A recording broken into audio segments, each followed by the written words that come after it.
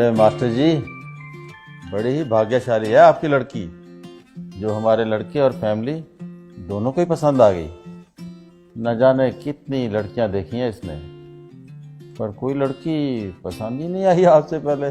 बड़ी ही समझदार और संस्कारों वाली है हमारी बेटी। हमारा बेटा भी किसी मामले में कम नहीं है, लाखों में एक है हमारा लाल। जी, ये तो और भी अच्छी बात है। अजय, मैं तो कहता हूँ ज्यादा सोचने की जरूरत ही नहीं।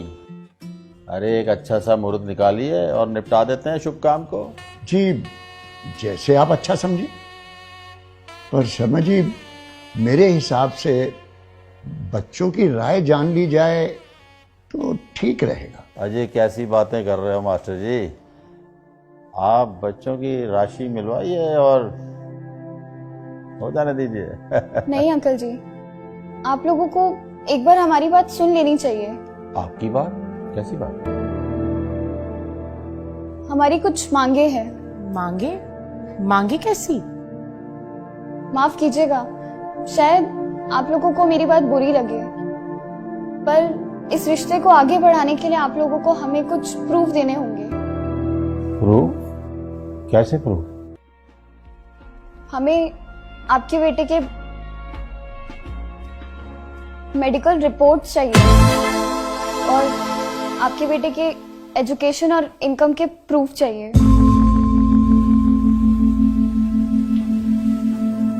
पुलिस वेरिफिकेशन के साथ आपके बेटे का कैरेक्टर सर्टिफिकेट और जिस घर में आप लोग रह रहे हैं उस घर का ओनरशिप प्रूफ चाहिए।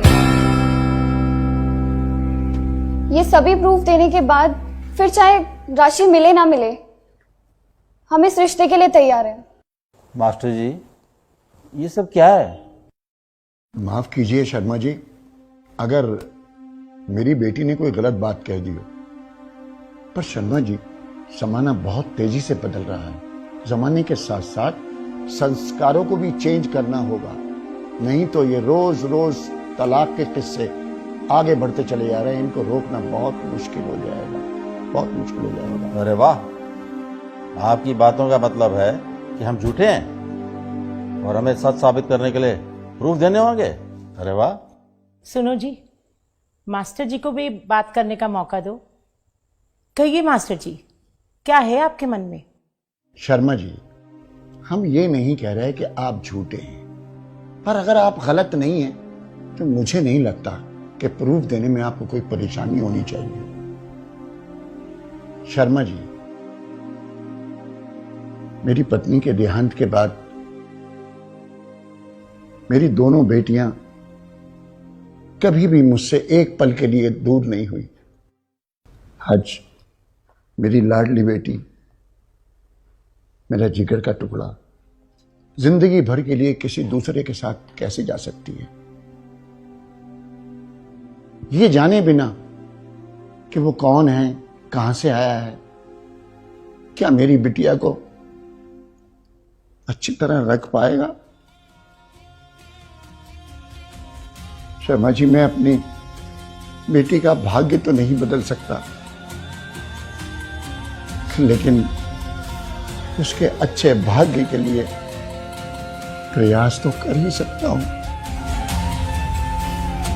प्रयास तो कर ही सकता हूं।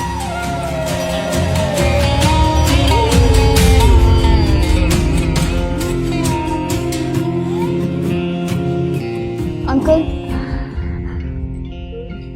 अंकल अब आप ही बताइए, एक सिर्फ न्यूज़पेपर की एड के बेस पे कैसे मेरे पापा किसी के भी हाथ में मेरा हाथ सौंप सकते हैं? कैसे विश्वास कर ले इन न्यूज़पेपर वालों के ऊपर जो पैसे लेकर किसी के बारे में कुछ भी छाप सकते हैं?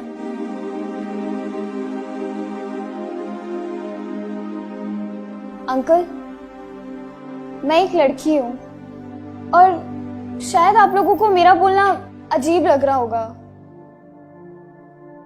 पर अंकल आपको पता है आजकल सिर्फ 23% तलाक विचार ना मिलने की वजह से और 77% तलाक झूठ के बुनियाद पे रिश्ते बनने की वजह से हो रहे हैं। हम लोग भेड़ चाल की तरह बेटी बचाओ बेटी पढ़ाओ के चक्कर में बेटियों को बसाना भूलते जा रहे हैं।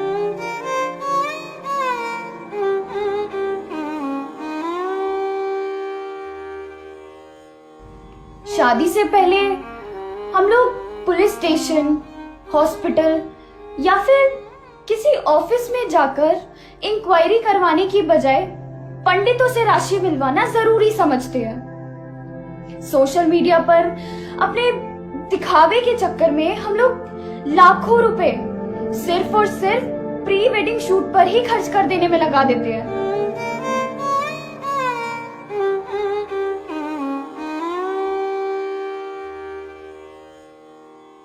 हमारे हिसाब से प्री वेडिंग शूट के बजाय अगर प्री वेडिंग इंक्वायरी पर ध्यान दिया जाए तो शायद ये तलाक के किस्से कुछ कम हो सकते हैं।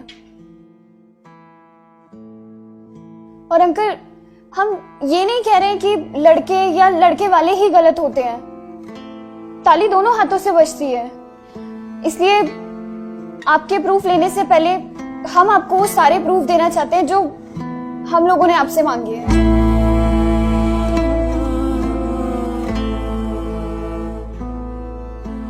शर्मा जी, एक आखिरी बात आपसे और कहना चाहूंगा कि इस तरह के fैसले कभी दिल से नहीं करने चाहिए, दिमाग से करने चाहिए, बाकी ऊपर वाले पे छोड़ देना चाहिए।